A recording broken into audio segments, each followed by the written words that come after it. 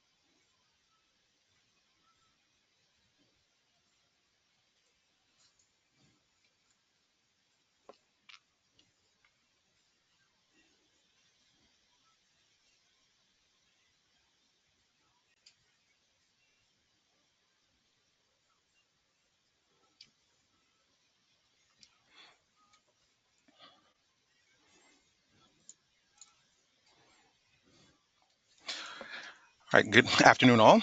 Welcome to the Florida Department of Transportation Office of Environmental Management presentation on the new highway traffic noise policies, tools, and resources. In this webinar, we will discuss what is new in the highway traffic noise world, including our new F.OEM noise website, PD&E manual updates, special land use methodology, existing noise barrier methodology, traffic data spreadsheet, as well as the noise study report templates, and much more.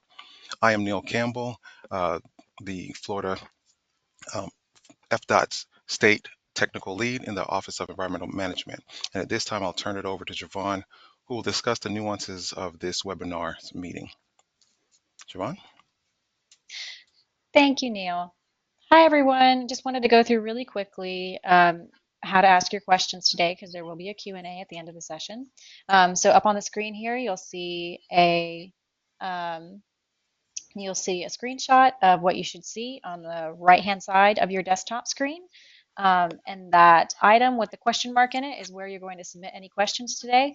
And it is also, if you've seen the pinned comment already when you're logging in, it is also where you will put in your professional engineering license number for us so that you can get your PDH credit. And just as a reminder, you must participate for the entire duration of the training to receive that certificate of completion.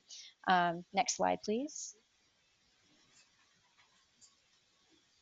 And this is what you should see if you are on mobile or tablet. That is where those question panes are located. So still in that upper right-hand corner.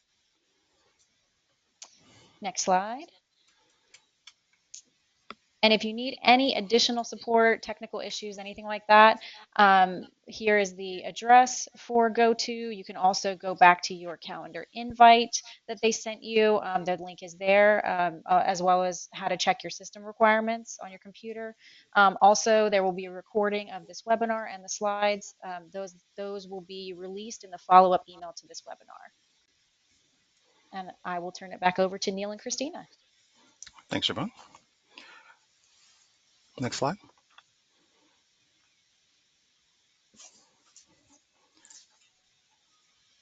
It is my pleasure today to introduce a colleague as well as a speaker for today's presentation.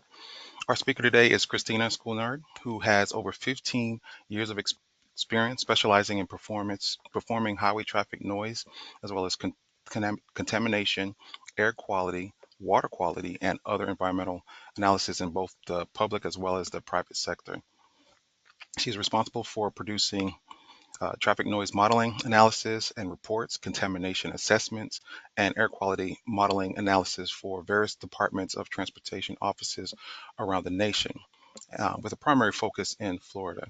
She also provides highway traffic noise support for FDOT in my Office of Environmental Management, assisting with the completion of many of the tools and resources we're going to go over today. So with no further ado, it is my pleasure to turn it over to Christina. Thanks, Neil. You're welcome. Before we jump in, we're going to take a short icebreaker quiz. So if everybody would please navigate to menti.com and plug in the code shown on the screen, we will get started with some fun before we jump in.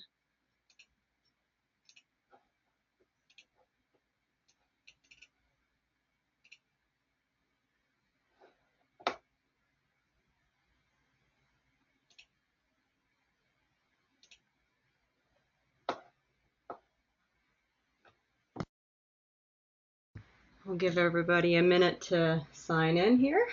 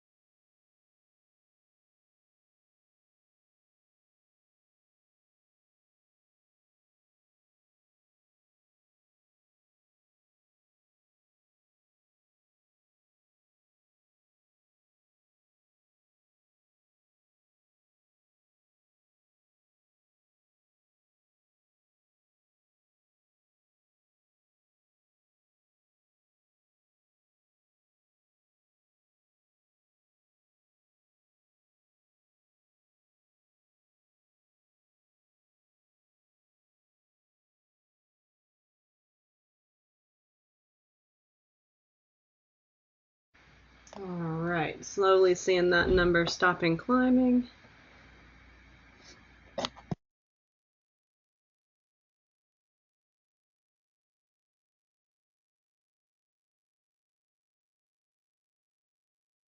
All right, we'll go ahead and get started here. So our first question is, what state are you located in?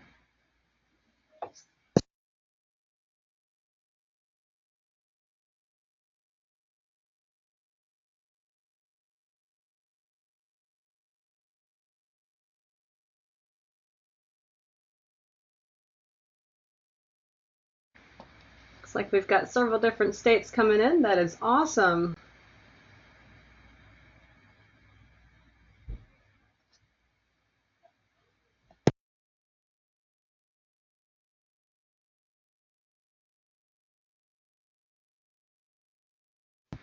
Wow, look at the geographic distribution we have here. Well, welcome everybody. All right, we're going to move on to our next question here.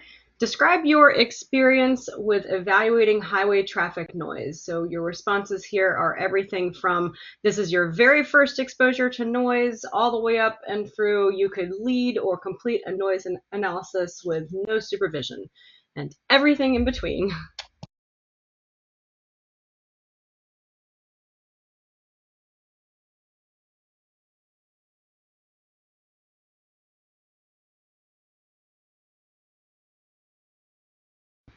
Awesome. Looks like we've got a great spread here. Go ahead and go to the next question here.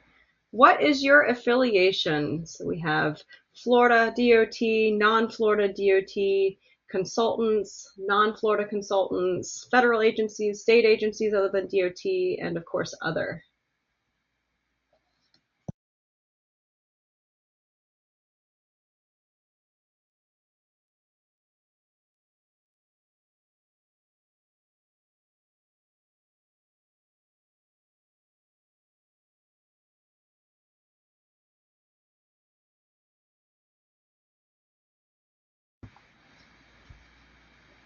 Awesome. Looks like another good spread. Lots of Florida DOT, one non-Florida DOT, and lots of consultants both in and outside of Florida.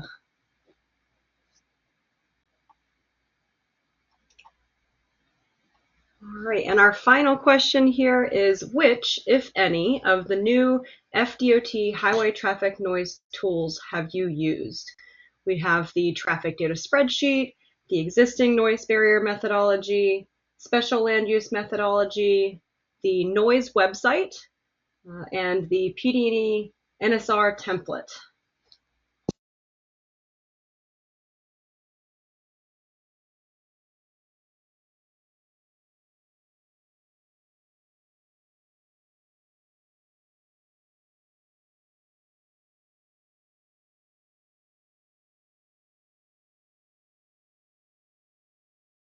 Awesome. It looks like we have a good handful of people who have already used these new tools. I want to encourage you guys, if you have any questions or issues or comments, please reach out to Neil and we will get your comments, questions, or issues sorted out.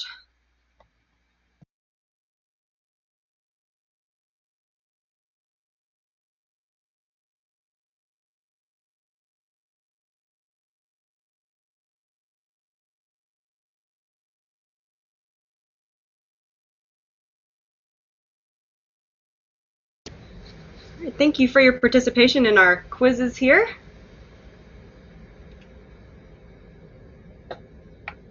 For lesson 1, we're going to be introducing what is new. So I'm very excited to tell you all about the new FDOT resources that are available to aid in completing your FDOT highway traffic noise evaluations. So let's take a look at what we will be discussing today. So in this webinar, we will discuss several exciting updates and tools related to evaluating highway traffic noise for FDOT, including the FDOT OEM Highway Traffic Noise website, which has several links to resources and provides a brief overview of the noise evaluation process. We'll also be discussing the PD&E NSR template, which may be used by the noise analyst to create a PD&E phase noise study report. We're also going to be discussing the traffic data spreadsheet, which is a required spreadsheet to be used in converting traffic data into a model input ready format. We'll also talk about the special land use methodology, which allows for the combined evaluation of both residential and non-residential noise sensitive sites. We'll also discuss the existing noise barrier methodology, which provides guidance on how to evaluate highway traffic noise when an existing noise barrier is present. And finally, we will touch on the updates to the 2024 PD&E manual, which was published in July of last year. So we'll be taking a closer look at each one of these topics throughout this webinar. So first up, let's take a look at the newly released FDOT OEM Highway Traffic Noise website. The FDOT Office of Environmental Management has recently published a highway traffic noise website. The website is meant to be a one-stop shop for all things highway traffic noise related and is meant to be utilized by the general public, noise analysts, FDOT district noise specialists, and more. The website contains an overview of the highway traffic noise evaluation process, information on the technical analysis that's performed. It provides links to policy and guidance documents, contains download links of tools, resources, templates, spreadsheets, and more. The link is found at the top of the screen here at fdot.gov/environment/highway-traffic-noise.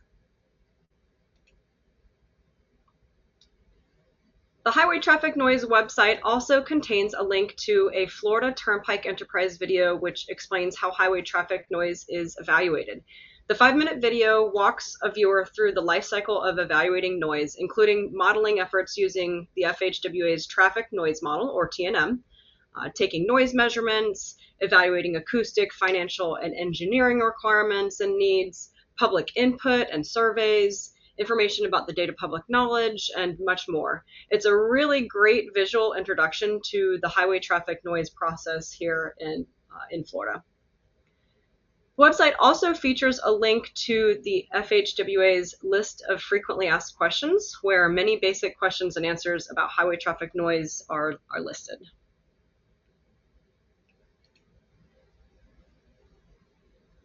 The website also has an overview of noise-sensitive land uses and noise abatement measures, including noise barriers, and a section on noise metrics as well.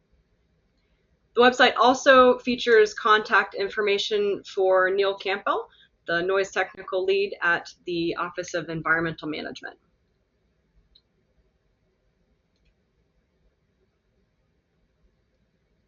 So the website also features a link to the FHWA's noise barrier inventory. The noise barrier inventory is a log of all noise barriers that have been constructed or are proposed for construction. It provides various noise barrier details such as the cost, the height, the length, the location, year of construction, the noise abatement criteria, activity category that the barrier was constructed for, the project type, and much more. It's a really great inventory to reference for existing and proposed barriers. The website also features a link to FHWA's Traffic Noise Model, or TNM, which is the highway traffic noise model that is required for use in noise evaluations. At this website, a link to download the model is available, including version 2.5 as well as subsequent versions. There are also user guides, technical support, training and webinars, and other tools that are also available at the website. And currently, the latest version of TNM is version 3.2, but the FDOT supports the use of version 2.5 and later.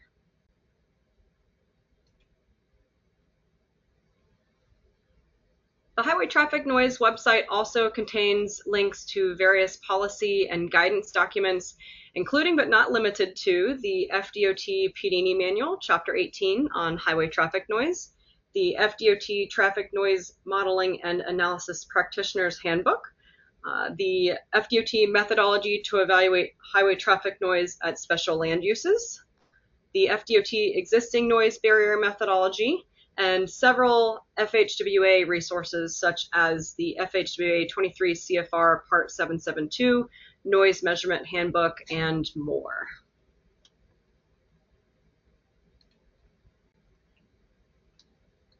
The website also has links to download various templates and spreadsheets, such as the ones that we're going to be discussing today, like the FDOT Special Land Use Worksheet.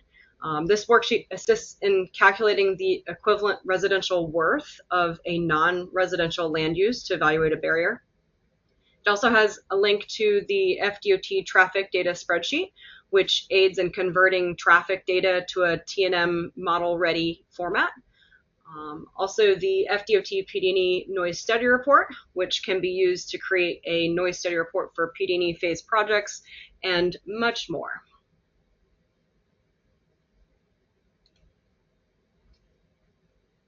All right, next up, Lesson 3. Let's take a look at the newly released FDOT PD&E Noise Study Report template. The FDOT PD&E Noise Study Report template allows for a noise analyst to create a report based on various inputs that are inserted into either block entries or drop-down boxes or respond to some if-then paragraphs. The report has some suggested language and should be viewed as a guide. The template is not meant to be a required report template, but rather a guide which has suggested language that can be utilized and modified based on project-specific needs.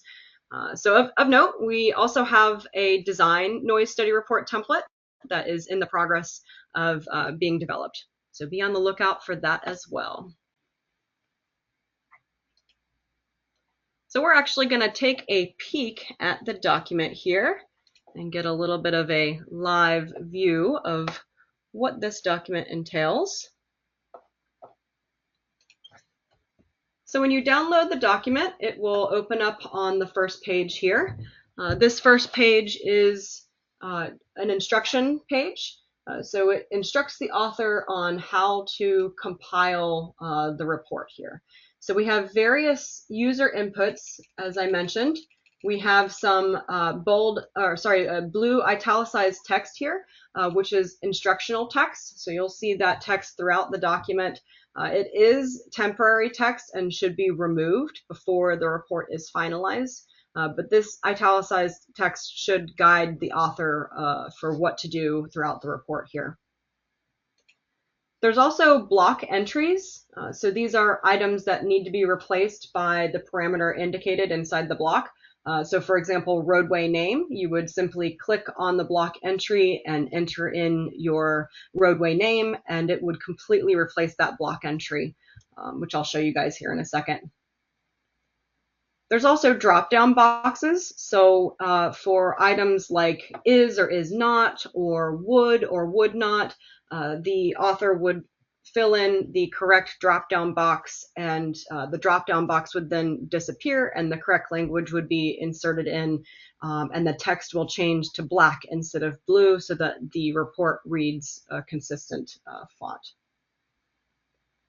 There's also if-then paragraphs. Where there are several different example language that you should use when you're in a certain situation. For example, if there are impacts and a barrier is recommended versus if there are impacts and no barrier is recommended. There's several different scenario paragraphs that you can choose from based on your if-then scenario. So we'll scroll down here and take a look at how some of these fill in the blanks work here. We've got some block entries here where I would click on your block entry, single click, and you would enter in your project name, I-275 from MLK to State Road 60. And it would completely replace that block entry there. Here's some of that blue italicized instructional text that should be removed once the report is finalized. More block entry text. We've got our table of contents and list of figures that you should be able to simply right-click and update the field and update all of the page numbers and your section headers. We have our acronym list, which may be added to or items can be removed based on their use in the document. We have an example project location map here.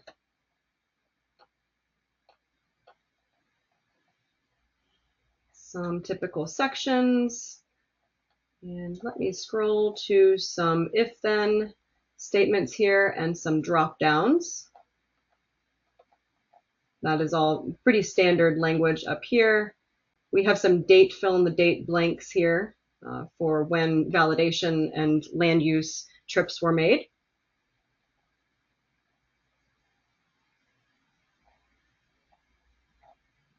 Some more instructional text here for what to do for existing noise levels.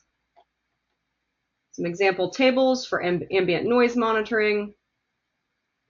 A section on existing noise barriers, if those are present.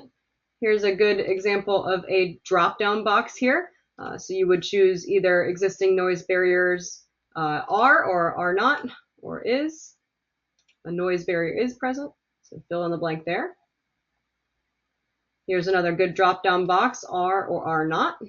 For this one, if you were to choose are, like I said, it would replace that blue text and look like you wrote it and there was no drop-down box there once an item is selected. If you happen to select the wrong choice, you can undo it and select the correct choice. So here is a table of some if-then scenarios. For example, this first scenario here, if you have an isolated impacted residence, the following statement or variation thereof could be used in the report. Some other examples here, if a right-of-way noise barrier was not evaluated, include the following statement. Shoulder barriers, combination right-of-way shoulder barriers. When a barrier is found to be not reasonable or feasible, you can say something like this. So we have a lot of if-then scenarios for statements that can be used for your reports here. We have an example residential only noise barrier analysis table here, as well as a combined non-residential and residential land use noise barrier analysis here. Of course, our conclusion sections with the statement of likelihood and recommended noise barriers. Our summary table of potentially reasonable and feasible noise barriers here. Our standard construction noise and vibration statement and section. Community coordination, along with your contours.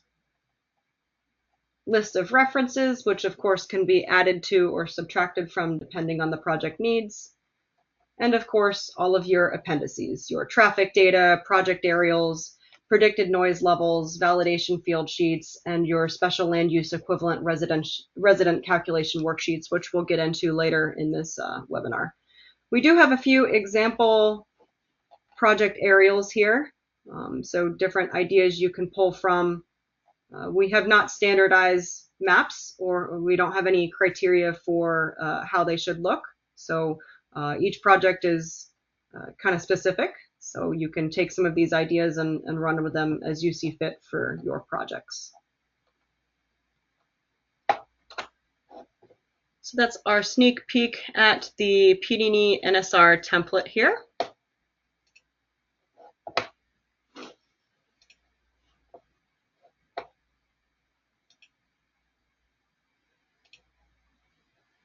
So next up, let's take a look at the FDOT traffic data spreadsheet, which is used to convert provided traffic data into a format that's easily copied into the traffic noise model.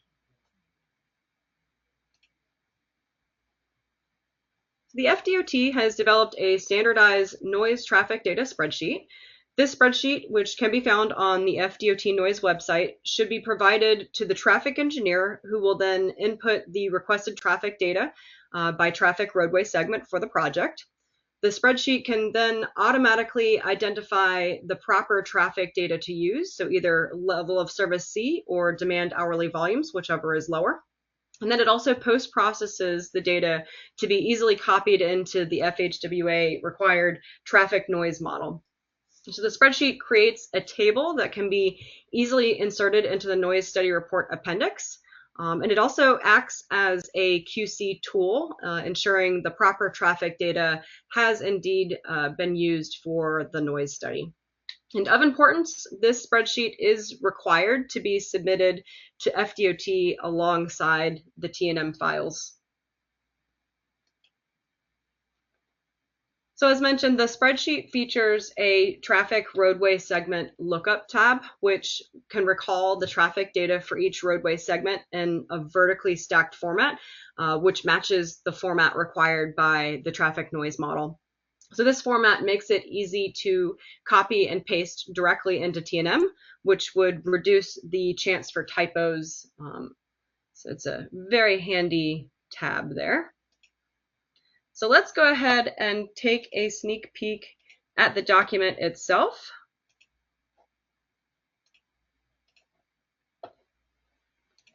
So after downloading the spreadsheet from the FDOT noise website, the first tab here is an instructions tab, where you'll see both Neil and Catherine's contact information. So please reach out if you have any questions or issues about the spreadsheet. Please reach out to Neil or Catherine. So your first step here is to look at the instructions tab and read through how to use this spreadsheet. So a separate spreadsheet should be used for existing, a separate one for no build, and a separate one for build traffic data. This spreadsheet is only meant to be utilized for a single condition. So a traffic engineer who's familiar with the project should be filling out the raw traffic data tab with all the relevant project information, the number of lanes, the provided traffic data, vehicle type percentage breakdowns, speed limits, things like that. All of that should be entered in. We'll take a look at that tab in a second here. Once the raw traffic data have been filled out, traffic engineer who provided the data should provide their name in the name column. And then the spreadsheet will be provided back to the noise analyst, and the noise analyst will use the T&M input tool tab to look up each traffic segment number so that they can easily copy and paste from that vertical format into T&M.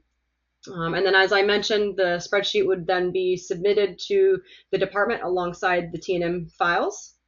And then a copy of the raw traffic data tab, columns A through U, should be included in the appendix of the noise study report. So taking a look here at the raw traffic data tab here, I've automatically plugged in in red text, some examples for how the traffic data should be plugged in so you guys can see how it works. Up in the top here, we have an example project name and number. If it's no build, build, or existing, we've got our project year, where the traffic data came from. In this case, I have FDOT, the preparer of the traffic data, so your John Doe here. We've got our prepared date of today, and any relevant notes that the traffic engineer needs to mention can be notated in that note column there. So here we see the traffic segment number, which is automatically assigned as the roadway segments are plugged in. We have our roadway name, our from and to. So for example, I-275 from Red Road to Green Street. We also have the roadway type here. This is a drop-down box, so you can choose from mainline, ramp, frontage road, arterial, turn lane, or other. We also have the number of lanes in a single direction notated in this spreadsheet. And of course, we have the LOSC peak hour, peak direction, and our demand hourly volumes for peak hour, peak direction. We have our vehicle type breakdowns here.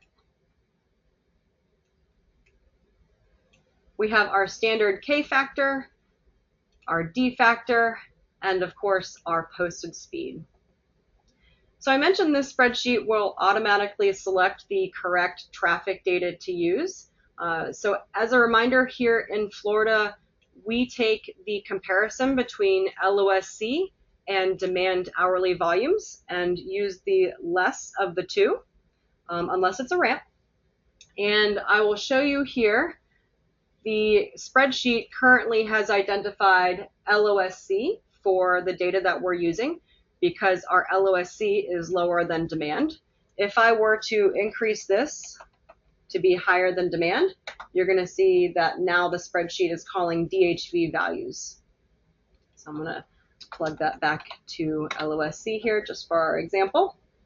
So you see how it switched back and forth here. If you have a ramp right here, it will automatically select DHV as shown in the code. You can't make changes to it, but it is shown here. So when LOSC is chosen, you would use LOSC on both sides of the highway. The traffic data spreadsheet will identify either LOSC or DHV, calculate the peak direction and off-peak direction if you're running forward with DHV volumes. It will automatically calculate the volume for all lanes in one direction, as well as per lane for both peak direction and off-peak direction. So all this data is automatically compiled here. We also do have a QA/QC check here due to rounding and such that happens from applying all of these percentages, just doing a quick double check for the differences that occur here. So for your DHBs when calculating your total volume here. So as an example, once this data is all filled out from the traffic engineer and provided to the noise analyst can then come to the T&M input tool here, the tab, and input the traffic segment number. I'm just going to enter number 1 right now for our first line item, and it's going to recall the data from traffic segment number 1 right here, I-275 from Red Road to Green Street. And you'll see that it populates the roadway name, the to and the from, and the main line, just to remind the noise analyst of which traffic segment we're working with, another QC along the way. And in this case, we are using LOSC, so you will see that the off-peak is not calculated here. We have NAs for our volumes. And for our peak, which we would use on both sides for LOSC, we have per lane data that we can copy and paste directly into T&M here. If I were to change this to traffic segment 4, all the data would change. It would recall the name, the to, the from, what type it is, and again, your peak and your off-peak values here. We also have a reference and methodology tab here in the traffic data spreadsheet. It has a link to the traffic noise modeling and analysis practitioner's handbook, which is from 2018. We also have a link to the level of service handbook from 2023. And it would also be wonderful if a link for the PTAR for the project was provided in this tab, ideally. So that is our sneak peek at the traffic data spreadsheet.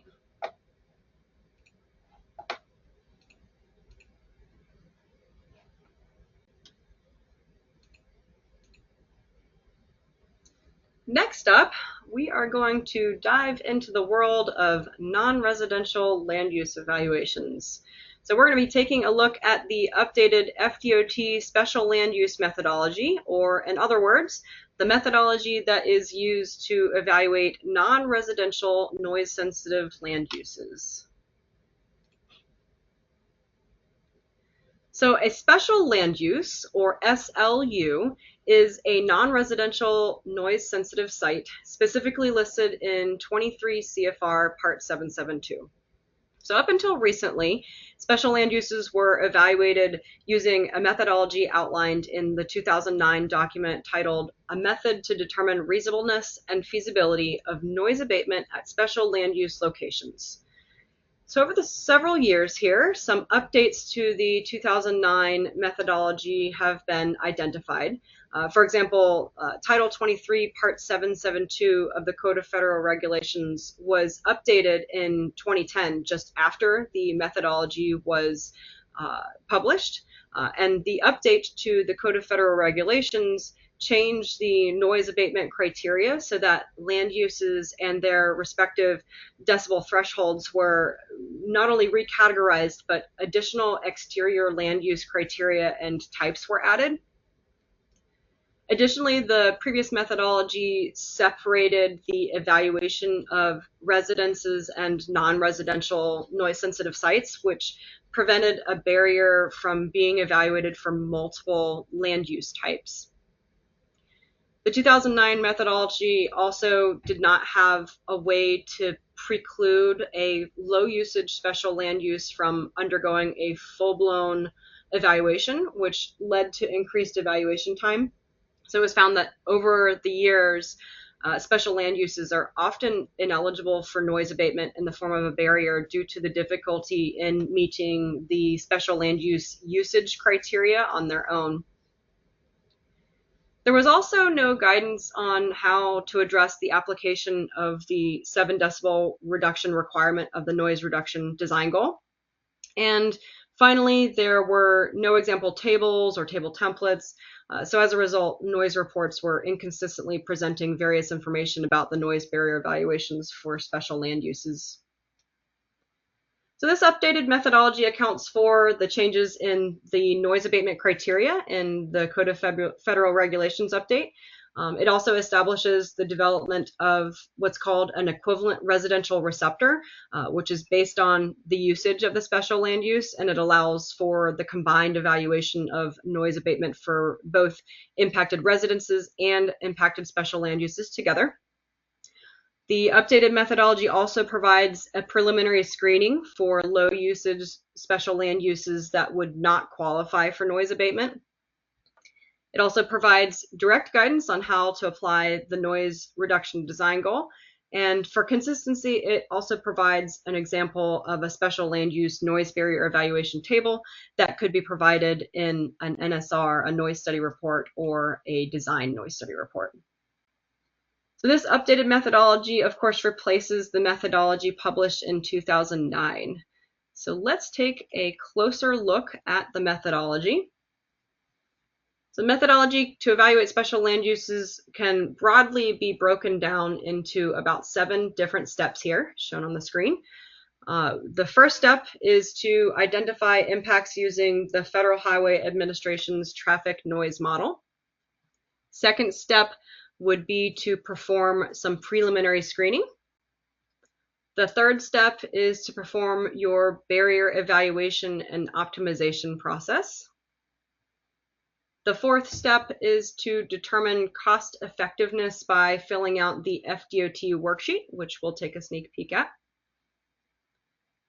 The fifth step is your engineering feasibility review, only after your PD&E phase. The sixth step is any public involvement, which mostly happens in design, although there are a few PD&E phase public involvement steps that happen. And of course, your final step is to document your findings. So let's take a closer look at the process here shown. So at the top of the flow chart, we see step 1, which is to identify the impacts. In order to determine impacts, the Federal Highway Administration's traffic noise model, or TNM, should be used to predict the noise levels. The evaluation should follow procedures listed in Title 23, Part 772, and the latest version of the FDOT PD&E Manual, Chapter 18 on highway traffic noise. The impacts are identified based on the criteria set by 23 CFR Part 772 for each land use type. If impacts are identified at a special land use, the noise analyst should coordinate with the FDOT district noise specialist and notify them of the impacted special land use and intent to evaluate noise abatement. Step 2 is to perform a preliminary screening. So evaluating a noise barrier, as I mentioned earlier, for special land use can be a lengthy and pretty involved process. So we created a preliminary screening that may be performed in order to eliminate these special land uses which don't have enough usage or person hours of use to justify the cost of a noise barrier, or for property owners that simply don't desire a noise barrier. Typically that's for design phase only. Notably, if the special land use does not go through this preliminary screening process, the special land use must be fully evaluated following the in-depth evaluation that we're going to go through here in steps 3 through 7. So the preliminary screening first asks if the special land use is isolated. An isolated and impacted special land use is an impacted special land use which is located away from other impacted special land uses and residents, such that a single noise barrier would not be a practical form of abatement. If a single noise barrier would be unable to serve as an abatement measure for 2 or more impacted special land uses or residences, they are considered isolated. It might take coordination with the FDOT district noise specialist in order to determine if a special land use is indeed considered isolated. So if the special land use is not isolated, and the special land use is nearby other impacted land uses, it is suggested that the noise analyst should proceed to step 3 and not complete the preliminary screening. If the special land use is isolated, the noise analyst can use the preliminary screening tab in the FDOT special land use worksheet, which is discussed on the next slide here, in order to determine whether the isolated special land use meets the usage criteria of having at least 44,326 person hours of use per year. If the usage criteria is not met, the noise analyst should coordinate with the district noise specialist and refrain from evaluating a barrier, and the decision should be documented in the noise study report. If the special land use does have at least 44,326 person hours of use per year, the screening then asks if the project is a PD&E study. If the project is not a PD&E study, the noise analyst should determine if a noise barrier is desired by the special land use. And if the noise barrier is not desired, do not proceed with evaluating a barrier for the special land use, and of course document that in the noise study report. And if the study is a PD&E study, you should coordinate with the district noise specialist on elimination or proceed to step 3 of the evaluation if directed.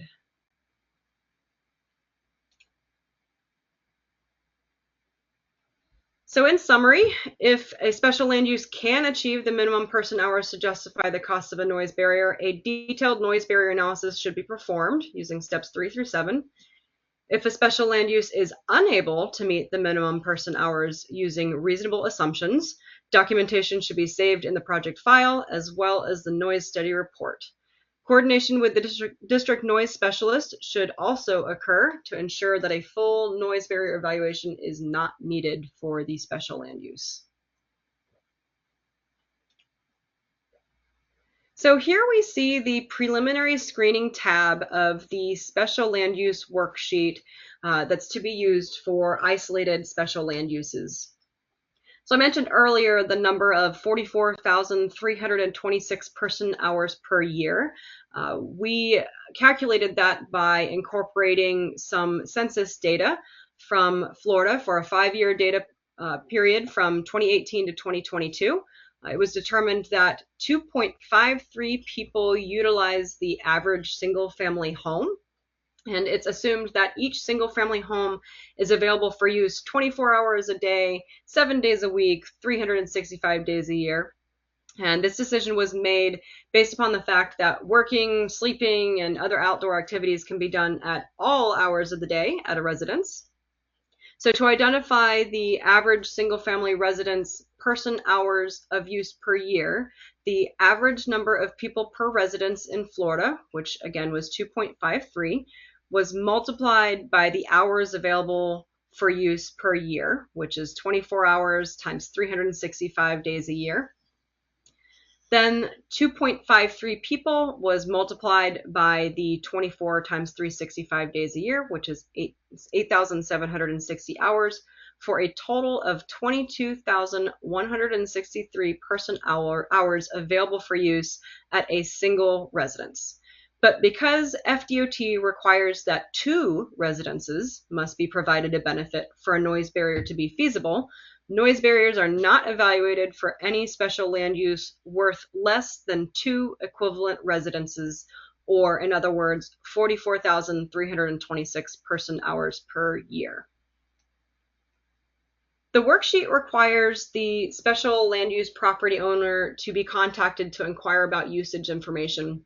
And before reaching out to the special land use property owner, the noise analyst should coordinate with the FDOT district noise specialist to inform them of the intent to contact the property owner. And then upon contact with the property owner, the noise analyst should explain that a noise barrier is being evaluated, but the outcome has not yet been determined. And then after obtaining any usage information, the noise analyst should fill out the usage data in the preliminary screening tab, which is the yellow highlighted cells there in column N. The spreadsheet will automatically calculate the isolated special land use's equivalent residence and determine if the special land use is eligible for further noise abatement evaluation.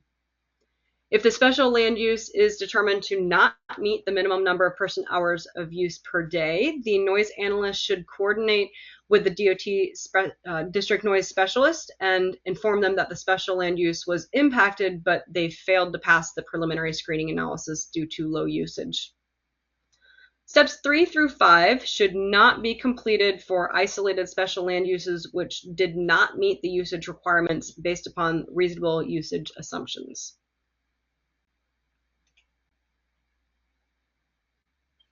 If the special land use meets minimum usage requirements and the project is post-PD&E phase, such as design or design build, a viewpoint screening should be conducted. So importantly, a viewpoint screening is not performed during a PD&E phase project. This viewpoint screening occurs only after the PD&E phase of the project. The noise analyst should inquire the property owner's viewpoint for or against a noise barrier evaluation, making sure to be clear that a noise barrier analysis has not yet been completed and the eligibility for a noise barrier has not been determined. If the special land use property owner desires a noise barrier to be evaluated, usage information should be collected at that time as well. If the property owner does not desire a noise barrier, inform the FDOT district noise specialist of the viewpoint and document their decision in the noise study report.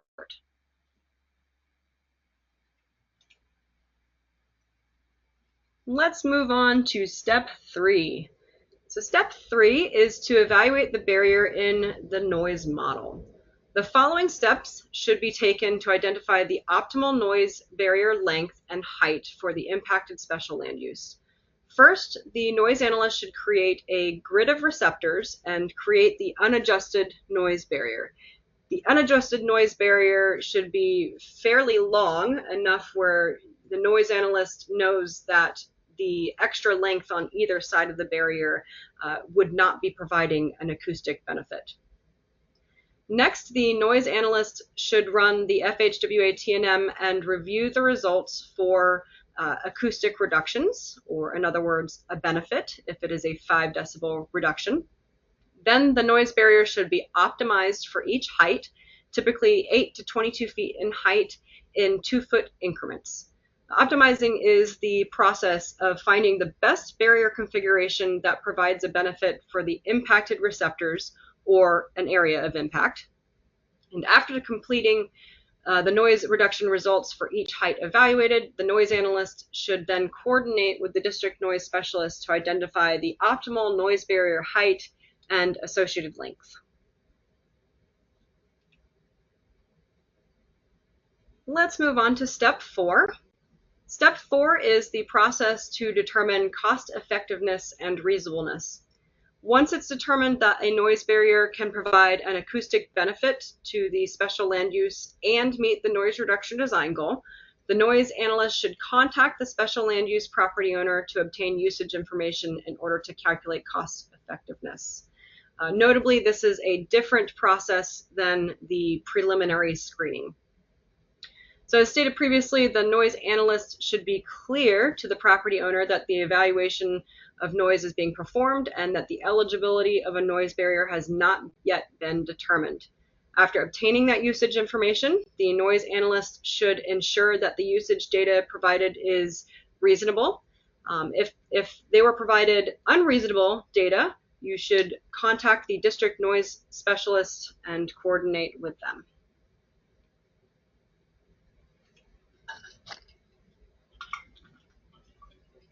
The property owner should provide the operating hours as well as the days per week and the weeks per year that the facility is open to the public. They should also provide the number of people and person hour usage information for the area of the special land use being evaluated. The FDOT special land use worksheet is then compiled using the usage information provided by the property owner.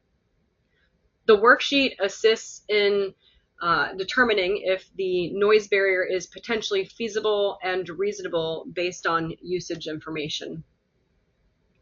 Usage information can sometimes be difficult to obtain from special land uses. So there is a quote back-in method of calculation to identify the minimum usage that would be required in order to make a barrier reasonable, which we'll go over in a bit here. So in order to equate a special land use to a residence in usage, a benefited equivalent residence is calculated for the special land use.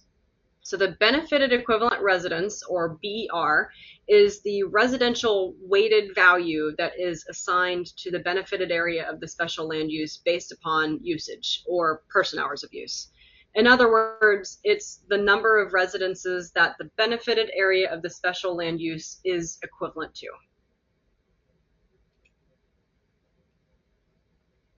So as mentioned previously, the FDOT Special Land Use Worksheet, which is pictured here, can be utilized to assist with the assessment of whether a noise barrier is a feasible and reasonable form of abatement for an area which has one or more special land uses.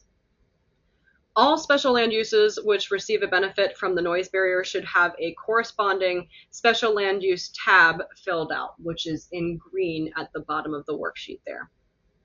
The noise analyst should fill out all applicable data and insert the completed noise barrier master table tab into the noise study report for documentation. The tab shown here is the instructions tab, showing that the worksheet can be completed by the following steps here. It's outlined in step 1, 2, 3, and 4. So we're going to go through that here on the next slides here. So since we've already discussed the preliminary screening tab, we're going to go ahead and skip over that orange preliminary screening tab. So next is the noise barrier master table tab. So shown here, all yellow highlighted cells should be filled in by the noise analyst. So for each height evaluated, which again is typically 8 to 22 feet in 2-foot increments, the noise barrier's location, that is whether it's found along the right-of-way or along the roadway shoulder or on structure, that should be identified in column D. If a noise barrier system is evaluated, or more than a single noise barrier, for example, an overlapping right-of-way and shoulder or structure noise barrier which accommodates an overpass, that should also be notated there as well. The location of each segment and associated length and height should also be identified here. So your height and your length. Columns E and F here. The resulting auto calculation shown in column G, highlighted in red there, is the cost of the proposed noise barrier using the cost estimate of $40 per square foot, which can be changed up at the cell G9 there. It was just recently updated last year to $40 per square foot. So the noise barrier's approximate stationing extent should also be filled in column H here.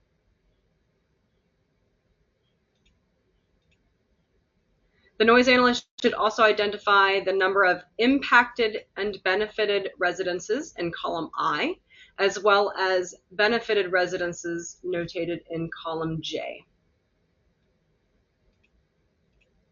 Columns K and L are automatically filled out based upon input from the special land use tabs, which we will discuss next.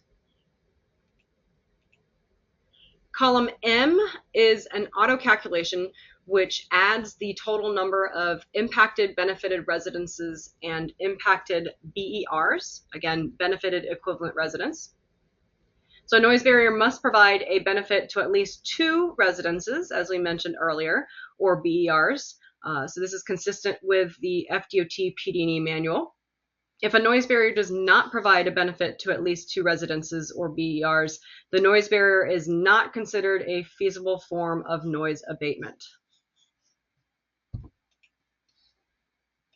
Column N here is an auto calculation which identifies the total benefited residences and BER to include in the calculation of cost effectiveness.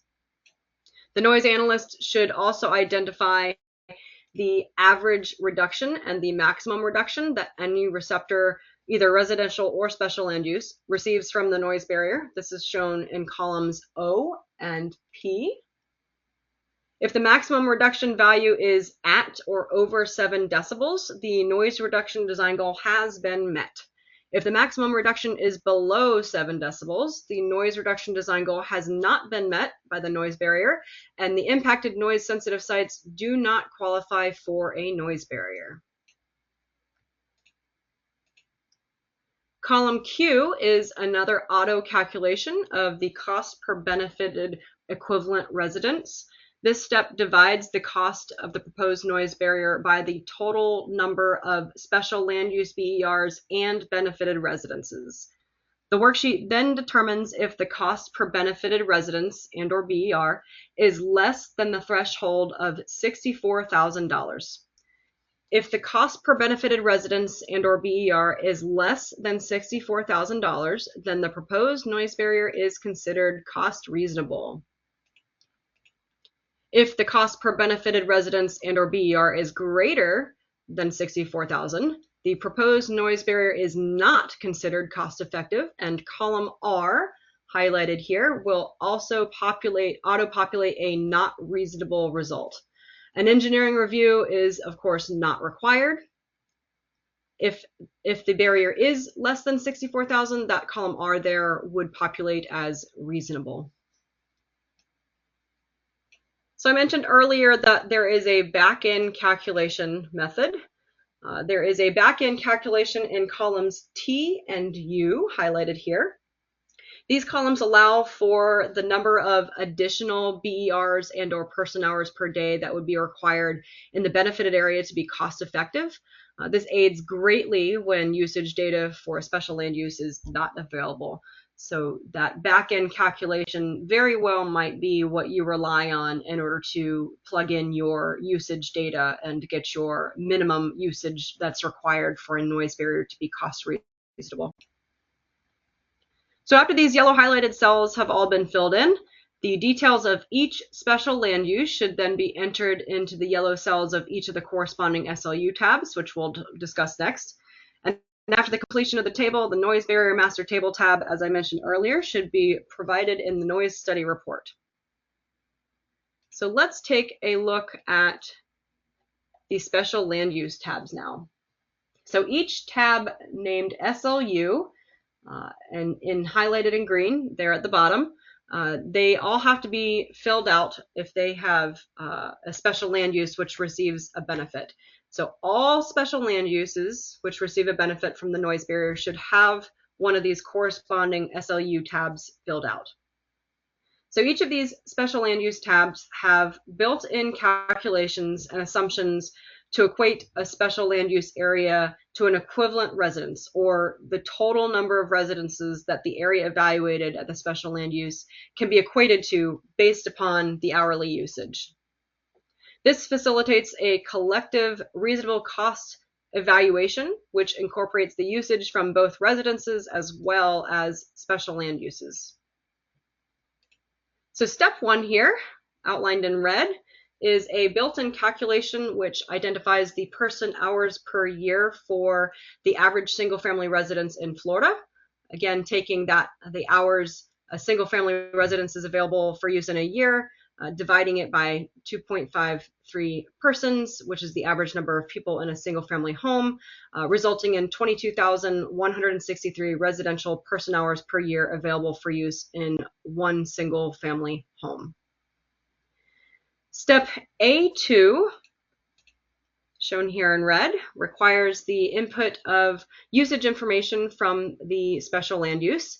The special land use property owner may be contacted to inquire about this usage information, and the noise analyst should fill out the usage data in steps A to A through A to D, which is column I of the special land use tab. Step A3 is another built-in calculation for the equivalent residence, which divides the special land use person hours by the residential person hours. Step A4 requires the noise analyst to input the number of receptors evaluated at the special land use. This includes single, gridded, and linearly placed receptors.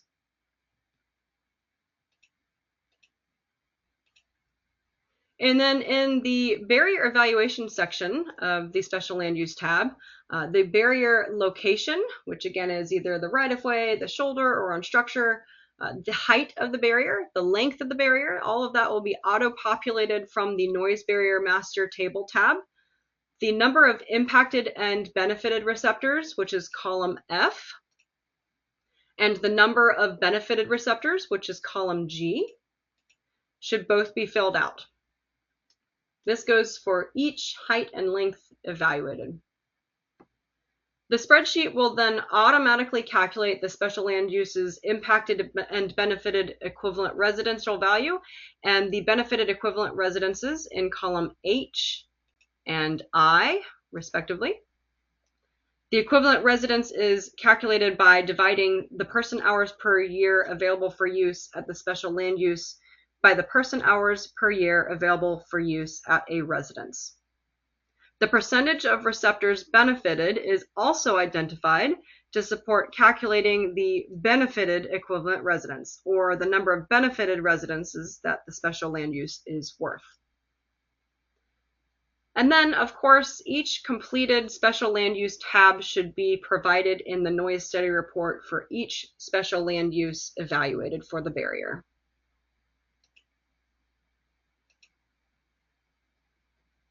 So let's move on to step 5. After confirming that the noise barrier does indeed work acoustically as well as financially based on usage, step 5 is to perform an engineering review. So note that an engineering review is not typically performed in the PD&E phase of a project. Therefore, the first task in step 5 is to identify if the project is a PD&E study. If the project is a PD&E study, do not proceed with an engineering review. The engineering review will occur during a later phase of the project. During the subsequent phases of a project, such as design phase or design build, once an optimal barrier height and length have been chosen, a thorough engineering feasibility review of the barrier should be initiated by the noise analyst. The engineering review ensures that the recommended barrier can indeed be constructed as planned, or if further refinements are necessary before proceeding with the noise barrier. This slide shows an example noise barrier engineering review form. The noise analyst should fill in the noise barrier details and provide the form to the engineer of record to determine and document engineering constraints, if any.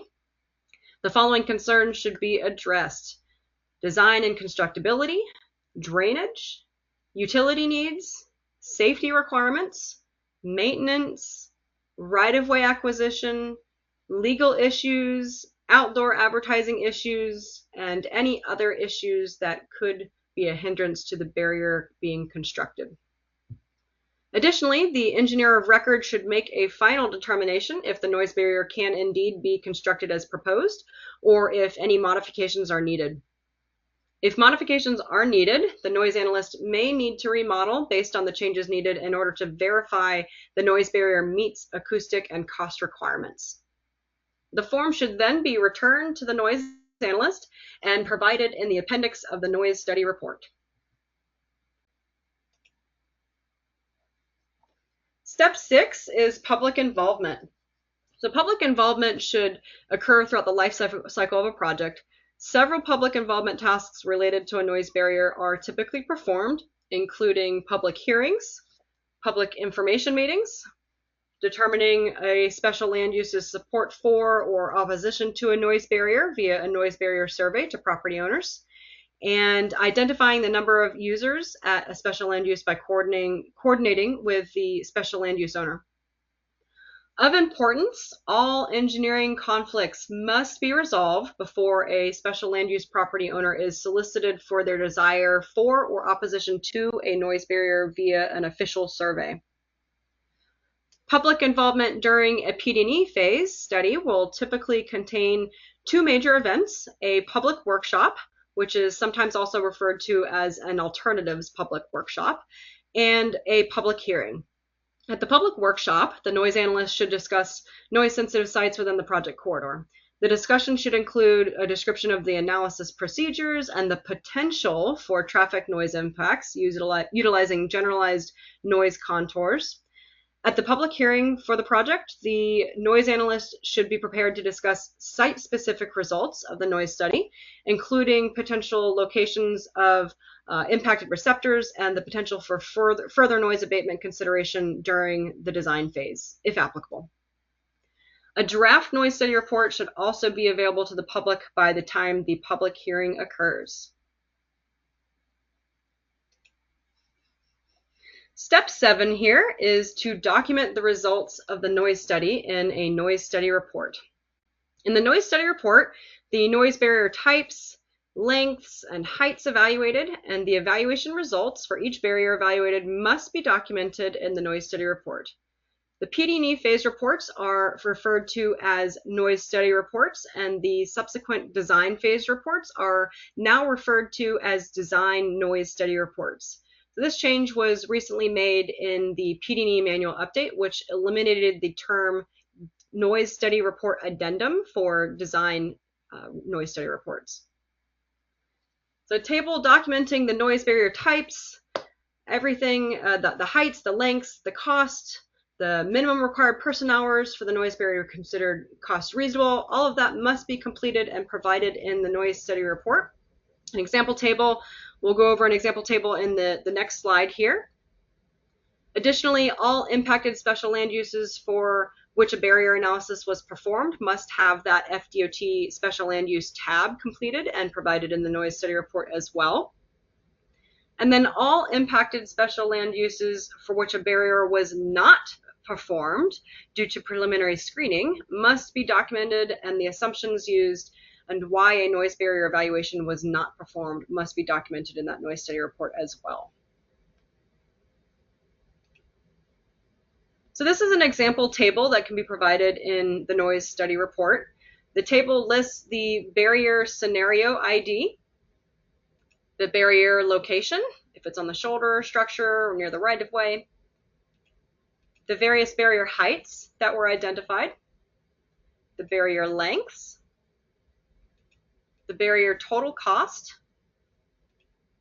the approximate barrier XY or stationing extent,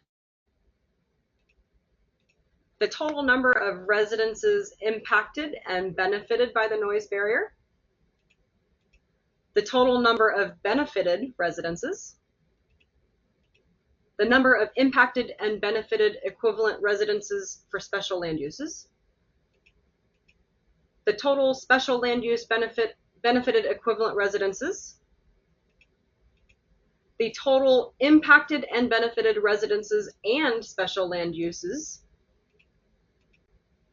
the total benefited residences and special land uses benefited equivalent residences,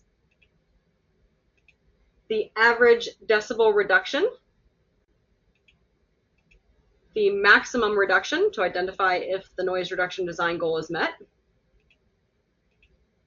the cost per benefited equivalent residence, and finally, the decision on whether it is possible for the special land use to meet the required minimum person hours. So this table, of course, may be modified on a project-by-project basis. However, a table should be provided for all special land uses evaluated for a noise barrier. All right, let's take a quick peek at the existing noise barrier methodology here. So after several years of development, the FDOT is pleased to share the methodology to evaluate highway traffic noise for areas which already have an existing noise barrier. The FDOT has published a guidance document that explains the flowchart process and its detailed footnotes. The methodology begins by following the FHWA guidance FHWA HEP 12-051, consideration of existing noise barriers in a type 1 noise analysis. So after following this FHWA procedure, if impacts which do not receive a benefit from the existing noise barrier are present, a barrier extension, i.e. lengthening or replacement, is evaluated. First, a lengthening of the existing noise barrier should be evaluated. If the lengthening of the existing noise barrier is not appropriate, then an evaluation of increasing the height of the noise barrier by means of replacement should be evaluated. A replacement of the existing noise barrier entails completely demolishing the existing noise barrier and reconstructing a higher noise barrier in its place. However, that cost of demolition should not be included in the cost-effective evaluation to determine if a barrier is reasonable. So let's take a look at this process in detail. As previously mentioned, the methodology begins by following the FHWA guidance. This process first determines if there are impacts that exist behind the existing noise barrier. If no impacts exist, the existing noise barrier is maintained. But if impacts exist behind that barrier, future noise levels without the existing noise barrier are identified and then compared to future noise levels with the existing noise barrier in order to identify if the existing noise barrier meets acoustic criteria of providing a benefit to at least 2 impacted receptors and meets the noise reduction design goal of a 7 decibel reduction. If these criteria are not met, a replacement barrier is evaluated by proceeding to step 3A. If these criteria are met, the evaluation should proceed to step 2C, which identifies if there are impacted receptors which are not benefited by the existing noise barrier in the future condition. If all impacted receptors receive a benefit from the existing noise barrier in the future condition, the existing barrier is sufficient and the analysis is complete. If there are impacted receptors which do not receive a benefit from the existing noise barrier in the future condition, a replacement should be evaluated by proceeding to step 3A. To proceed with the evaluation, existing noise levels must be determined so that the increase in noise associated with the project in the future can be identified. The smallest increase in noise that a human ear can detect is actually around 3 decibels. So to avoid replacing a noise barrier for residences which would not be able to discern that increase in noise, if the change in noise levels is 3 decibels or less, the barrier is not eligible for replacement. If the change in noise levels from existing to future build conditions is greater than 3 decibels at impacted receptors, which are not provided a benefit by the existing noise barrier, the barrier is then eligible for replacement. As mentioned earlier, we first evaluate a lengthening and then a replacement.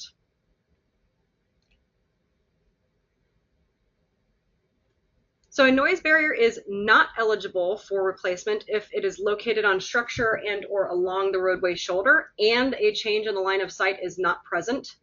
A barrier is also not eligible for replacement if the existing barrier is 16 feet or greater in height if it's located along the right-of-way.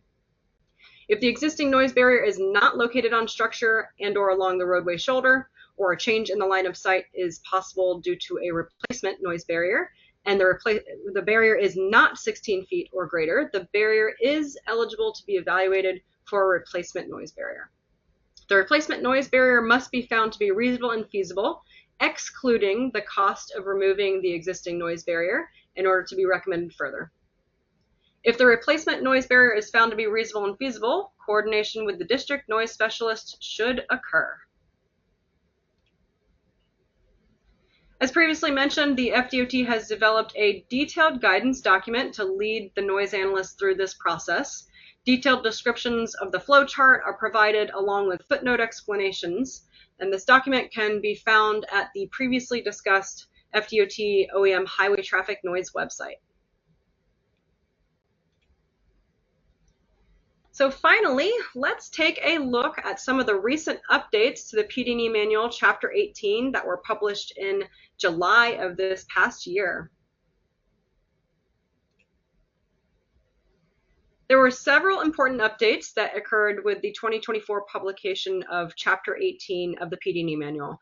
These updates included noise barrier cost updates, the data public knowledge application and clarification, special land use methodology requirement, land use clarifications for assisted living facilities and medical facilities, substantial increases during design phase, and what to do when that occurs, the traffic data spreadsheet use requirement, the noise reduction design goal application clarification, validation guidance for new alignments, more clarification on that, referencing the existing noise barrier methodology, updates on noise barrier height recommendations, reevaluation clarifications, the naming of designs phase noise study reports, changing from noise study report addendum to design noise study report.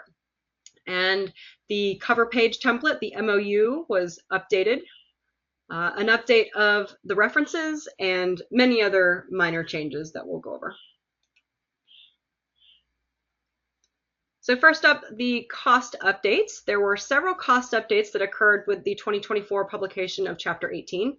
First, the square foot cost estimation of a barrier increased from $30 per square foot to now $40 per square foot. Second, the reasonableness cost per benefited receptor increased from $42,000 per benefited receptor to now $64,000 per benefited receptor. The upper limit of allowable square feet per benefited receptor also increased from 1,400 square feet to 1,600 square feet because the average height of a noise barrier here in Florida increased from 14 feet to 16 feet. Importantly, these estimated costs of a noise barrier do not include the cost of an optional taper of vertical height for shoulder-mounted noise barriers, because this is more of a safety issue. And the publication date of July 2024 is the cutoff date for applying these new cost criteria. So a section specific to the data public knowledge was also created under the Type 1 projects header of the PD&E manual. The data public knowledge is the date of approval of the environmental document. This date remains valid unless OEM determines that a NEPA document or decision needs to be revisited and reevaluated. Specifically, the updates to the 2024 PD&E manual state the following. If a project has design changes that do not require a new environmental document, but would independently constitute as a Type 1 noise project, where it is determined that a project change warrants an update of the original noise study report, then additional noise impacts may be considered and mitigated in the areas of the design changes, including those not meeting the original data public knowledge. However, the original data public knowledge for projects where the environmental document has been approved will remain valid. As discussed earlier in this webinar, the 2023 FDOT OEM published an update to the methodology of evaluating highway traffic noise at non-residential land uses, or in other words, special land uses. The update to the PD&E Manual Chapter 18 included referencing the updated 2024 methodology. This methodology document is, of course, available on the OEM website, the NOIS website, as previously mentioned. And the publication date of the PD&E Manual, again, is the cutoff date for applying this new special land use methodology. The most recent version currently is from December of 2024. The updates to the PD&E manual also provides clarification on some types of land uses, such as assisted living facilities and medical facilities. Specifically, assisted living facilities should be treated as activity category B, or residential land uses. Additionally, a reference to the FHWA's definition of a medical facility was added to the manual listed under category C. Medical facilities such as dentist offices and other facilities where an overnight stay would not be required should not be evaluated. The manual also now provides specific instruction that when substantial increases are identified in PD&E, a reevaluation of substantial increases is required during a project's design phase. This is especially helpful for when a noise barrier is recommended specifically due to a substantial increase in noise. Of course, as previously mentioned, and as we discussed, the FDOT has published the traffic data for traffic noise spreadsheet, which assists the noise analysts in converting that traffic data into T&M enterable format. The updates to the PD&E manual include referencing that updated spreadsheet and a statement requiring that spreadsheet to be submitted to FDOT alongside the T&M files. In the noise reduction design goals section, clarification has been provided on the application of the noise reduction design goal, which should be applied to residential as well as non-residential noise barrier evaluations. The PD&E manual also now specifies that validation measurements are required to be taken along both new and existing alignments. For new alignments, validation measurements should be performed at the existing roadway to which the proposed new alignment will connect. The PD&E manual also now references the application of the FDOT new existing noise barrier methodology. As discussed earlier in the presentation, the methodology guides a noise analyst on how to evaluate highway traffic noise for areas which already have an existing noise barrier. And of note, a detailed guidance document has been developed since the 2024 PD&E manual publication and will be referenced in the 2025 update of the PD&E manual. The 2024 PD&E manual currently only references the flow chart. The 2024 PD&E manual also now specifies that where appropriate, the noise barrier with the maximum height configuration, which is considered reasonable and feasible, should be selected for recommendation. Constructing a higher barrier where feasible and reasonable is encouraged to avoid having to demolish smaller barriers that were previously constructed for smaller improvements or widening in order to construct a higher barrier for a larger future widening. The PD&E manual now specifies that during a reevaluation, if it's found that an update to T&M version has occurred since the last evaluation, an update of the highway traffic noise analysis is required.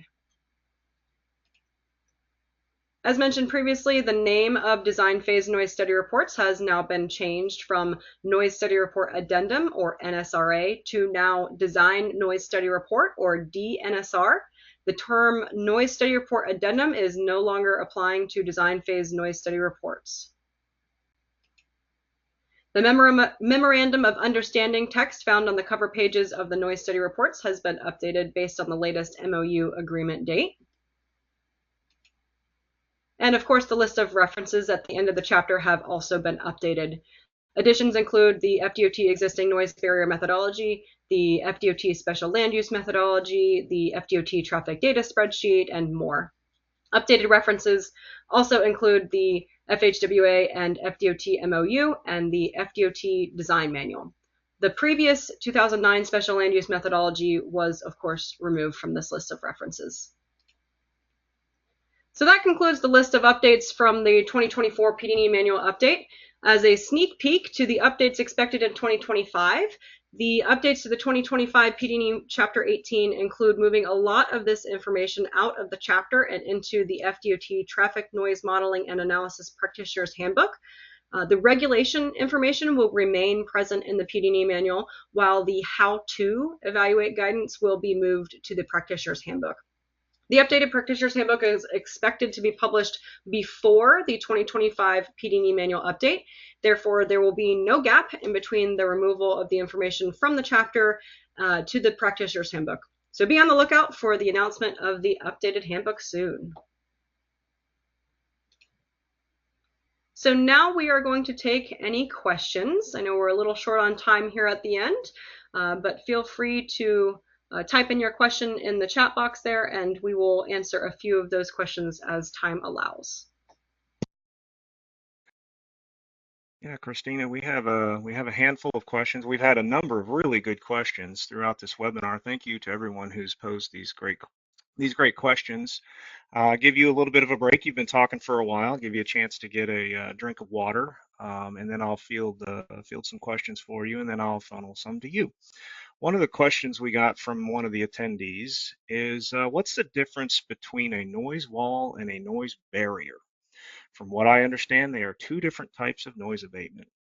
This is a very, very good question. And in short, the term noise wall and noise barrier are used interchangeably. In some instances, you might actually see it referred to as a noise barrier wall. In essence, both of them are a wall that helps block noise. It's important to note that they don't block all sound. That's one of the things that's pertinent to relay to stakeholders, is they are a wall to help reduce the noise. Also want to point out that in the Florida Design Manual and the standard plans, there's also something referred to as a perimeter wall. Perimeter walls are just that. They are perimeter walls, and they are meant for a visual buffer. They are not for noise abatement. Thank you for that question. Christine, if you're ready, I'll send a question to you. Absolutely. All right, sounds good.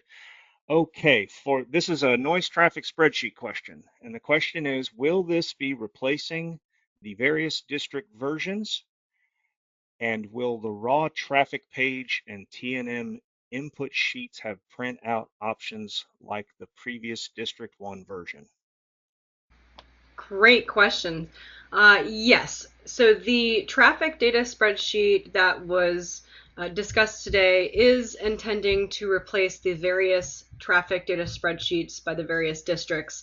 The idea behind this traffic data spreadsheet is to create a uniform and consistent data spreadsheet that can not only assist the noise analyst, but can also be used for QC, so that during QC, you don't have to take the raw traffic data and apply the vehicle type percentages and divide by the number of lanes, etc. It can be a simple look at the spreadsheet, look at TNM, do the values in the spreadsheet match, etc.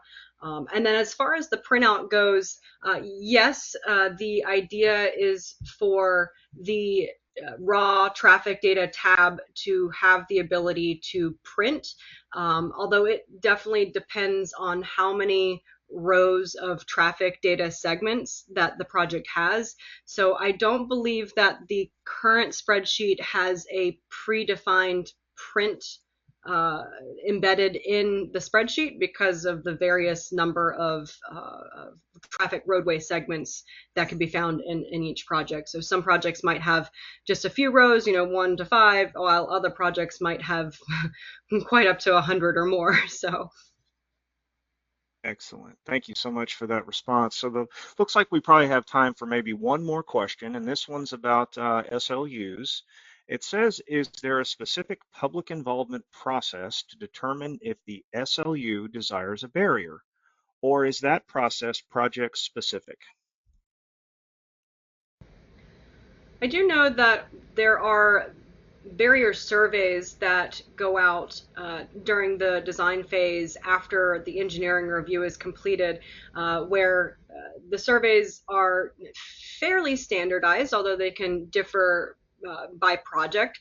And as far as specific to special land uses, I don't think that there's anything specific to special land uses that is uh, outlined that is different than residential property owners at this time.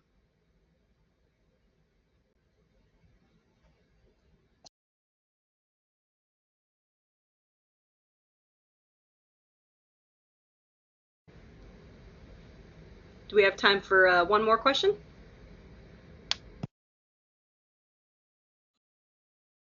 See, as long as our organizers there are not cutting the plug on us, then I'll shoot you another question. All Let's right. see, what do we have here? All right. Who makes the decision to increase the height of a barrier for future improvements, and what documentation is recommended to go along with it?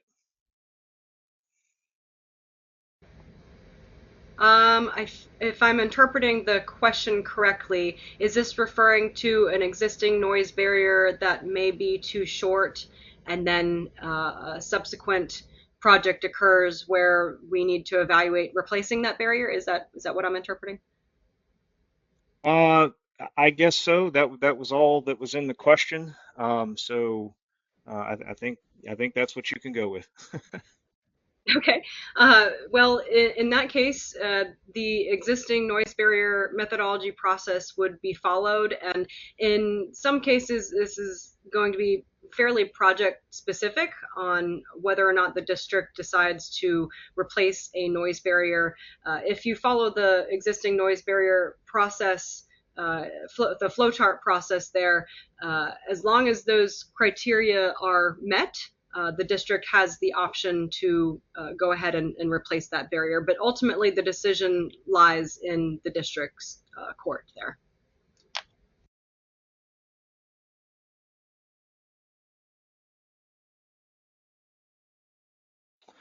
All right. One of the next questions we have is, are there any FDOT resources pertinent to construction noise? The attendee references that they've seen some resources on FHWA, and I think they're wondering about any specific FDOT construction noise resources. Jason, off the top of my head, I know we have the standard language for construction that goes in the noise study report, and I am aware of the FHWA guidance for construction noise, but I can't recall off the top of my head if there's any FDOT construction noise guidance. Are you aware of any? No, I think you're right on there. Typically, we follow what's in the FHWA guidance and use a standard language. You are correct.